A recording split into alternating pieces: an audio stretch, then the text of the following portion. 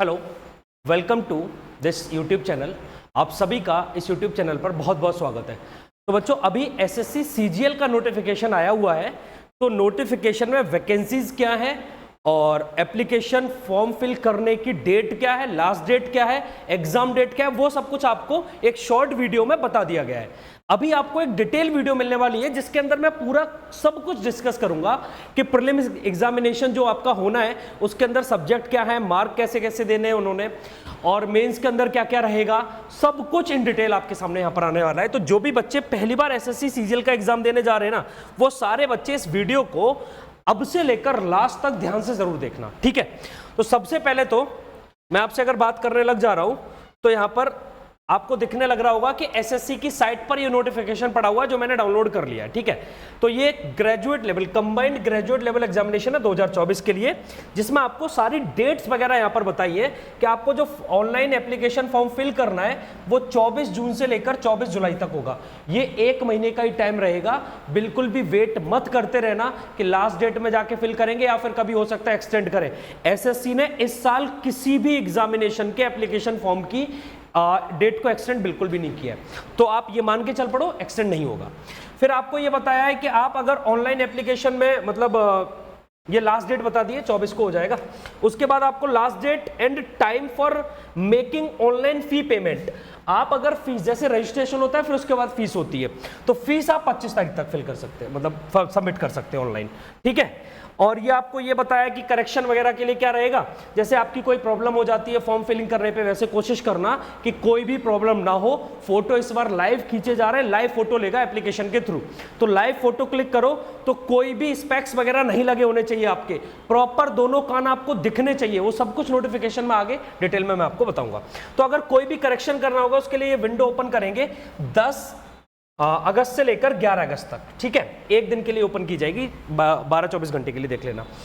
Tier 1 का जो examination है ना, सीबीटी मतलब कंप्यूटर बेस्ड एग्जामिनेशन जो आपका है, वो सितंबर के लास्ट वीक से शुरू हो जाएगा और अक्टूबर के फर्स्ट वीक और सेकंड वीक तक चला जाएगा। हो सकता है कि सितंबर के मिड में शुरू हो जाए, सेकंड वीक से या थर्ड वीक से शुरू हो जाए और अक्टूबर तक जाएगा। टीयर 2 की जो आपकी डेट्स वगैरह इन्होंने बताई है वो दिसंबर में बताई है। दिसंबर 2024 में ये टीयर 2 का एग्जामिनेशन लेंगे। टीयर 2 मतलब मेंस का एग्जामिनेशन लेंगे। प्री ले लेंगे सितंबर अक्टूबर में। सिर्फ इस बार आपको अक्टूबर के मिड से लेकर और पूरा नवंबर दिया जाएगा, दिसंबर में आपका पेपर हो जाएगा। मोटा मोटा 1 से 1.5 महीने, उससे ज्यादा टाइम नहीं है आपके मेंस के लिए। तो बहुत ज्यादा टाइम नहीं मिलेगा आपको मेंस के लिए, 1 से 1.5 महीने का मिलेगा, जबकि पहले 2-2 महीने का टाइम मिलता था। चलो, ये सारी चीजें चेंज की गई हैं। इसके आगे अगर मैं आपसे बात करूं तो इसके आगे सच यहाँ पर कुछ ऐसा नया नहीं है। अच्छा, ये आपको ये बताया गया है कि पे लेवल 7 में कौन कौन सी पोस्ट आती है ना, ग्रुप बी, इनकी एज लिमिट्स वगैरह क्या है, ये सारा कुछ आपको एप्लीकेशन टेलीग्राम चैनल पर मिल जाएगा। आप जाके वहां से एक बार डाउनलोड करके देखना कि सारे ग्रुप बी की मोस्टली 18 से 30 साल ही होती है, 18 मिनिमम होती है और 30 मैक्सिमम होती है, ठीक है। जिसमें एक ये एग्जाम है जेएसओ वाला जो होता है, जूनियर स्टैटिकल ऑफिसर वाला, इसकी एज लिमिट 18 से 32 होती है जेएसओ वाले की, ठीक है भाई। ये चीज आप ध्यान देख लेना। बाकी ऑडिटर वगैरह जो ग्रुप सी की पोस्ट होंगी उसमें 18 से 27 होती है बस, ठीक है। 18 से 27 ये सारी की सारी आपकी 18 से 27 आपके 2 स्केल होते हैं। एक 29,200 से 92,300 वाला होता है जो पे स्केल 5 होता है, पे लेवल 5, और पे स्केल जो आपका 4 वाला होता है 22,500 से 81,100 वाला, उसमें 18 से 27 ये ग्रुप सी में ही आती है। ये अलग वैकेंसीज होती हैं, ये पीएएसए वगैरह की वैकेंसीज होती है, पोस्टल असिस्टेंट, सीनियर असिस्टेंट वगैरह की, टैक्स असिस्टेंट वगैरह की, ये आप देख सकते हो एक बारी, ठीक है। इसके बाद आगे बढ़ते हैं। आगे है वैकेंसीज कितनी है। देखो, सबसे बड़ी बात है कि इस बार वैकेंसीज कितनी है, तो आपको एक बार मैं प्रॉपर आइडिया देता हूं कि वैकेंसीज है कितनी, ठीक है भाई। 1 मिनट का टाइम देंगे आप मुझे, ये सब साफ कर लूं। वैकेंसीज देखो ध्यान से, vacancies there are approx 17,727 vacancies अब तक रिपोर्ट कर दी है एसएससी ने। हो सकता है कि कुछ डिपार्टमेंट अभी बचे हो जिन्हें आगे वैकेंसीज और रिपोर्ट करनी हो, तो वैकेंसीज आगे और भी रिपोर्ट की जा सकती है, तो वैकेंसीज बढ़ने के पूरे चांसेस है। ये वैकेंसीज 20-22 हजार के करीब जा सकती हैं आपके मेंस एग्जाम होने तक, ठीक है। ये मेंस के बाद भी रिपोर्ट करते हैं बहुत सारे, तो ऐसा हो सकता है कि आगे भी वैकेंसीज और बढ़ती रहे। तो जस्ट चिल, आप तो बस इतना समझो कि 17,000 से ऊपर वैकेंसीज है। आपको वैकेंसीज से उतना मतलब नहीं रखना है, आपको अपनी तैयारी को इतना अच्छा करना है कि आप शुरू वाली कुछ उसमें आ जाएं, जो ठीक ठाक जॉब मिले आपको, है ना, ग्रुप बी में आ जाएं। तो ये आपको यहाँ पर एजेस वगैरह का बेंचमार्क वगैरह वो बता रखा है, मतलब आप सिटीजन इंडिया के होने चाहिए तभी फॉर्म भर पाएंगे, नेपाल भूटान हो सकते हैं ना, ये सारा सिटीजनशिप वगैरह आपको बता रखी है। एज लिमिट ध्यान से देख लेना, एज लिमिट में एक बात और बहुत ध्यान से समझना कि कब तक एज काउंट की जाएगी कैंडिडेट जो आपको for the post for which age limit is 18 से 27, मतलब जो अभी मैं सी ग्रेड की बात कर रहा था उसमें बताया कि candidate must have been born not earlier than 2/8/1997, बात समझ आ रही है, और नॉट लेटर देन 1/8/2006। क्लियर है, ये बिल्कुल देख लेना अपनी डेट। और इसमें है आपका 20 से 30 वाले में 2/8/1994 से पहले का नहीं होना चाहिए और 1/8/2004 के बाद का नहीं होना चाहिए। ठीक है, ये सब बहुत ध्यान से बच्चों, बहुत ध्यान से, ठीक है, ये सारी चीज आप एज वगैरह। अच्छा, इसमें रिलैक्सेशन वगैरह भी मिलता है, तो SC ST कैटेगरी को सारे में 5 साल का रिलैक्सेशन है, OBC को 3 साल का है, PWD वाले जो होते हैं, PWBD वाले जो होते हैं अनरिजर्व कैटेगरी के, उनका 10 का है, OBC में आते हैं 13 इयर्स का होता है, और एक्स सर्विसमैन का ESM का 3 साल after deduction of the military service, मतलब आपकी सर्विस के बाद 3 साल का रिलैक्सेशन होता है, मोटा मोटा ये समझो आप। ठीक है जी, तो ये सारा आपका रहा रिलैक्सेशन वगैरह up to 40 years central government of India में अगर आप जॉब करते हैं, ये सारी चीज़ें। मैं आता हूँ अब कि ये एग्जामिनेशन का क्या रहेगा, एक्स सर्विसमैन के लिए बता रखा है, सारे आप डिटेल पढ़ लेना ध्यान से, है ना। अगली स्लाइड खुल नहीं रही है क्या?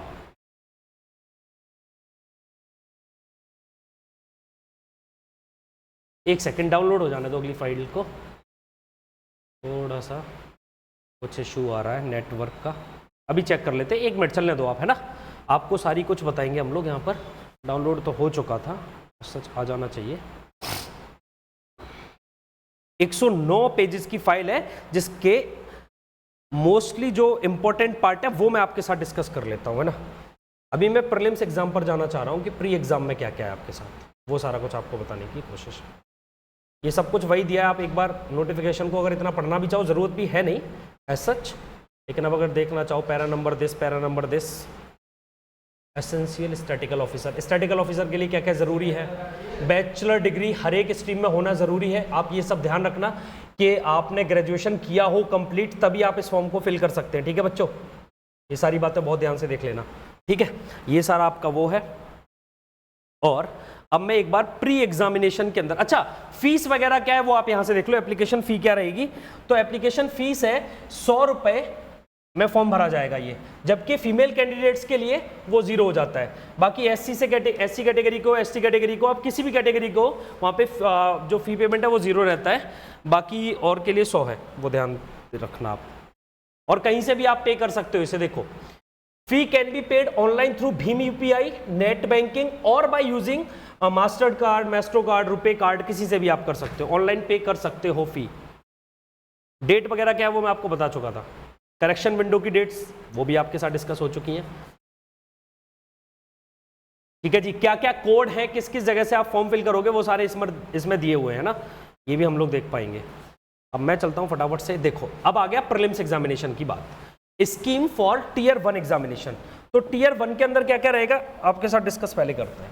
टियर 1 के अंदर ध्यान से सुनना, जो लोग पहली बार एग्जाम देने जा रहे हैं। और सबसे पहले तो आपका रीजनिंग आएगा, रीजनिंग के 25 मार्क्स होंगे, 50 मार्क्स का होगा, जिसमें आपको टाइम 1 घंटे का दिया जाएगा सबके लिए, टोटल टाइम 1 घंटे का है।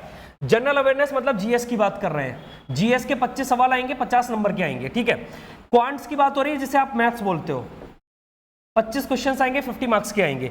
इंग्लिश में आपके 25 आएंगे, 50 मार्क्स के आएंगे, टोटल 100 क्वेश्चंस आएंगे और 200 मार्क्स का पेपर आएगा। 1 घंटे का टाइम अलॉट किया जाएगा आप सबके लिए। बाकी जो भी बच्चे फिजिकली हैंडीकैप्ड वगैरह है ना, उनके लिए ये 1 घंटे 20 मिनट का टाइम होगा, क्योंकि आप स्क्राइबर लेकर जाते हो, है ना, स्क्राइब आपके साथ जाएगा, वो पेपर को करेगा। तो यहाँ पर फिर आपका टाइम हो जाएगा 1 घंटे 20 मिनट, आपको 20 मिनट एक्स्ट्रा मिलेंगे यहाँ पर। इसके बाद मेंस की बात करेंगे अब कि मेंस में क्या रहेगा। ठीक है, टियर 1 में सब ऑब्जेक्टिव टाइप है। अच्छा, नेगेटिव मार्किंग आपको पता है 0.5 की होती है फॉर ईच क्वेश्चन, 2 मार्क्स मिलेंगे सही होने पर, 0.5 डिडक्ट होंगे गलत होने पर, वो ध्यान रखना। अच्छा, टियर 2 का ये आ चुका है सारा आपके सामने। टियर 2 ध्यान से देख लेना, बहुत सारे बच्चों को बड़ा कंफ्यूजन होता है। टियर 2 में पेपर नंबर 1, पेपर नंबर 1 में सेशन आएगा 1, सेशन 1 के अंदर सेक्शन 1 और सेशन 1 के अंदर सेक्शन 1 जिसके अंदर मॉड्यूल 1 होगा। अब मॉड्यूल 1 के अंदर क्या आएगा, मॉड्यूल 1 के अंदर आएगा मैथ्स और मॉड्यूल 2 के अंदर आएगा रीजनिंग। मॉड्यूल 1 में जो मैथ्स है उसके 35 क्वेश्चंस आएंगे और रीजनिंग के भी 30 क्वेश्चंस आएंगे मैथ्स के और 30 आएंगे रीजनिंग के, राइट। और मैक्सिमम मार्क्स कितना होगा 60 × 3, मतलब टोटल 60 क्वेश्चंस हो गए। एक क्वेश्चन के लिए तीन नंबर दिए जाएंगे, टोटल 180 मार्क्स का हो गया। इसके लिए टाइम कितना है, 1 घंटे का। 1 hour for each section. Each section का मतलब मॉड्यूल से बिल्कुल भी नहीं है, सेक्शन मतलब सेक्शन फर्स्ट, जहां पर आपको टोटल 1 घंटे में ये 60 क्वेश्चंस करने हैं मैथ्स और रीजनिंग के मिलाकर। ऐसे ही क्या होगा, ऐसे ही अगला सेक्शन देखो, सेक्शन नंबर 2। सेक्शन 2 जिसके अंदर जीएस आएगा और इंग्लिश आएगा। सेक्शन 2 के अंदर जीएस और इंग्लिश है। तो इसके अंदर क्या होगा आपका कि इंग्लिश 45 क्वेश्चंस आएंगे, जीएस के 25 प्री में भी आते हैं, 25 मेंस में भी आते हैं। फिर वही होगा कि 25 ये भी 3 मार्क्स के हो जाएंगे, 45 ये भी 3 मार्क्स के हो जाएंगे, टोटल 210 नंबर का ये हो गया। तो आपको एक बात समझ आ रही होगी कि 180 का वो हो चुका था पहले, 60 × 3 180 और 210 का ये हो चुका है आपका टोटल। तो ये आपका कितना आ चुका है टोटल, देखो 390 नंबर का पेपर हो चुका है, चारों सब्जेक्ट मिला के, जीएस, इंग्लिश, मैथ्स और रीजनिंग। इसके आगे सेक्शन 3 में मॉड्यूल 1 है जिसके अंदर कंप्यूटर पूछा जाएगा। 20 क्वेश्चंस आएंगे, 60 मार्क्स का होगा, 15 मिनट्स का टाइम मिलेगा सिर्फ।